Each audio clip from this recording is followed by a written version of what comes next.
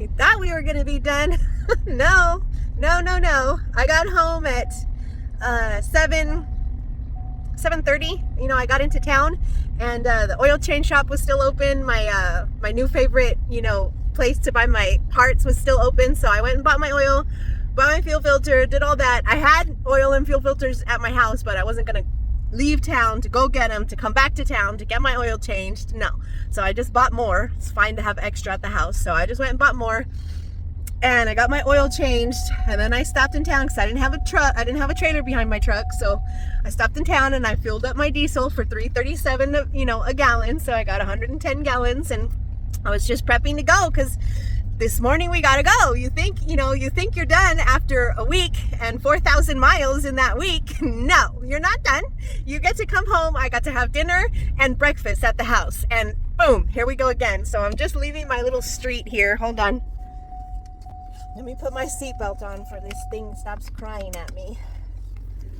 Just leaving the house, you guys, and now we're gonna go down to Houston. This load is long been in the making. I think Chris found me on TikTok. So he's got some crates that are coming in from overseas, and we get to take them to him in Georgia. So I was planning for Eddie and Jesse to do this run, but Eddie and Jesse are out in California doing runs for other direct customers of mine. So it's like, okay, well, I'm here. I barely made it home, but I am here. I will do this for you, Chris. No problem. So yeah, you think you're done. You're not done. You get into town, you get your oil changed, you fuel up your truck, you change your fuel filters, you do whatever you got to do, because your job's not done. The job is never done, you guys. And that's a blessing. You know, I consider it a blessing. If I got customers knocking on my email and, you know, sending me text messages, that's a blessing. That is a blessing. That's one less load that I have to hunt down on the load board and negotiate with a broker and, you know, bend over and, you know, just...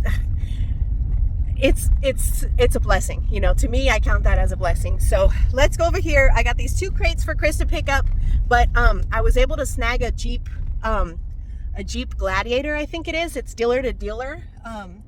And so we're gonna go pick up that Jeep first. Because it's closest. All right, so I already picked up the Jeep. I'm sorry, you guys, it's really loud. There's trucks everywhere. I picked up the Jeep close to my house, right? And then I came down here because these 2 crates came off of the container from, you know, blah blah blah, and I knew that, hey, when it's overseas load, they really do have the right dimensions and the right weight and everything like that, right? So my customer had said 13 feet and 10 feet, right? So I'm like, okay, I got plenty of room for the Jeep.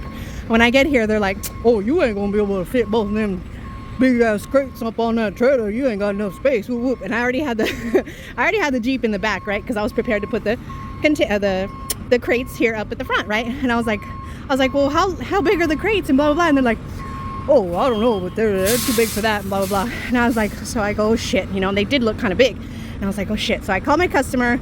I told the poor man, I don't know, I'm sorry, but if they don't both fit, you know, I'll make 2 trips. I'm so sorry, I'll just have to double back. You know, I screwed up. I picked up a Jeep, and, you know, if it doesn't work out, you know, that I can take everything, then I'll pick up 1 crate and I'll double back for the second one, which of course I really did not want to do. And of course my customer, I'm sure, did not want to split up his shipment and wait, you know, an extra 3 days for me to get back his second crate to him. So I started measuring the crates. The dimensions were spot on, you guys. 13 feet and 10 feet. And the Jeep, you know, one of the crates kind of buckled a little bit when I strapped it down with this strap, but plenty of space, right? So I had the Jeep forward about 20 inches. So I was like, hold on. I measured the crates. I was like, hold on. I was like, I'm going to bounce the Jeep back. You know, I'm going to bounce it back. I bounced it all the way back to the rub rail. And the guy loaded the second crate, and then he spotted me so I could push the Jeep back forward. And there's plenty of space, you guys. Okay, I'm the Tetris freaking queen. Okay, the queen of Tetris. So I got my little flag, woo, woo, woo, whatever. I'm sure I got 3 feet of overhang or whatever it is. I'm not going to measure it. And, you know, I know how long my damn trailer is, and I know how long a Jeep is, and I know how long these crates are, and it's like, no, this crap's gonna fit, you know. And of course it fits. So I had about 12 inches to spare. So there it is, you guys. Let's head over to Georgia. Dropped off the crates to Chris. Super cool guy, really nice, paid me cash. I'm on my way right now to drop off this Jeep.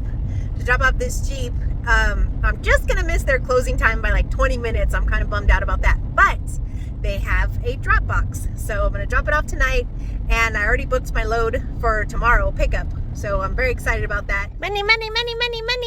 I got paid cash for the crates. Thank you again, Chris. And let's just take a look at the miles. So as you can see, my fuel is just under a full tank, right? Okay, I fueled a total of $550 of fuel, but my auxiliary tank is now empty, but I have a full tank. So we'll just say what? Maybe 450, okay? 450 in diesel.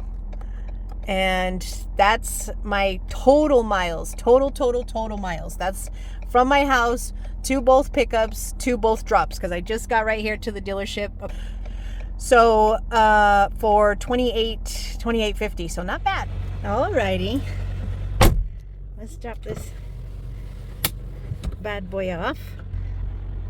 Dee doo, dee doo, dee doo. Going down.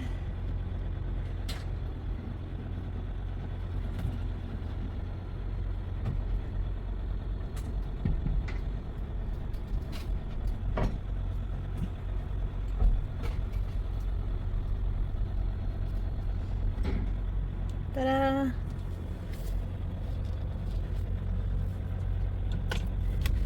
Let's go drop this puppy off real quick.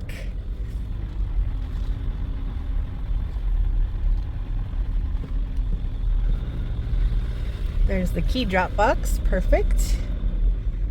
Alrighty.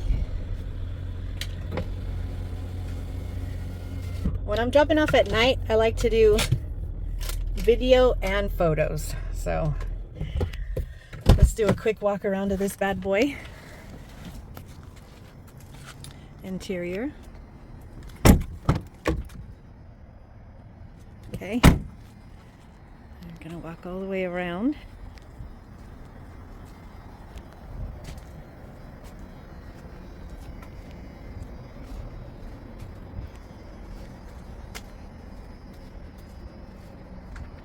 Then I'll take pictures as well, just because. Keys, paperwork, lock it.